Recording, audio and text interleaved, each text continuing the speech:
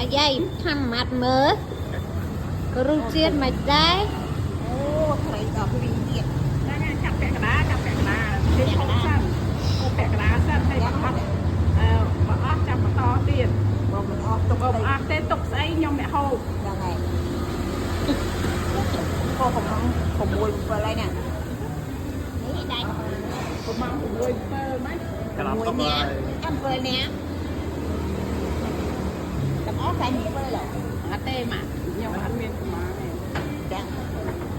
អត់មានកំងមិនទៅកាប់នេះយកខាងបន្លែទៀត តាមនិយាយ បើ ថា ផ្លូន ខ្ញុំដាក់ឲ្យទួតអើ ខែន ចា ចា លើសាកមើលសាកសិនហើយដូចជាមិនដែរ ក្តីសុខខ្លាំងឆ្ងាញ់ទេយាយលោកយាយឆ្ងាញ់អត់ ញ៉ាំអត់ ឆ្ងាញ់អត់សាច់ប្រែចេញតន់ដាក់នំប៉័ងផងដាក់ទៅសាច់